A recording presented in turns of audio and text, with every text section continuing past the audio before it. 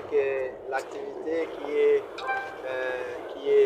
qui sera organisée ici au Palais du Peuple, c'est la deuxième édition faisant suite à la première édition de l'activité président de la République face à la jeunesse. Et que la particularité est que cette fois-ci, cette activité, il va devoir mettre ensemble les filles et fils du Congo face au commandant suprême des forces armées et le symbole de l'unité nationale tombe à pic. C'est justement un jour après la signature historique d'une paix durable telle que promis par le commandant suprême que nous aurons. Il s'est battu et il se bat pour pouvoir ramener une paix durable sans verser le sang des Congolaises et Congolais.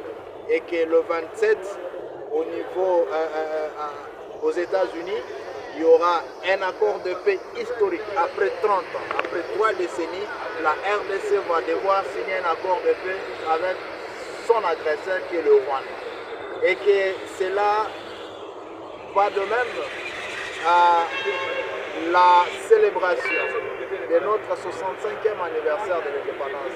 Il est évident que les jeunes qui sont congolais puissent pouvoir s'inviter à cette grande messe de la jeunesse afin d'échanger avec le premier jeune de la République qui est le chef de l'État. Vous savez très bien que le chef de l'État a toujours mis au centre de ses actions et surtout de sa volonté politique la jeunesse.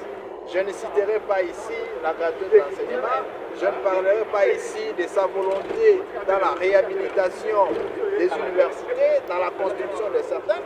Je ne manquerai pas de parler ici des 5000 magistrats qui sont à ce jour recrutés dans la magistrature. Et ici encore, je vais devoir insinuer que cette même volonté conduit au chef de l'État d'avoir à ce jour un pourcentage très considérable dans la gestion de la chose publique.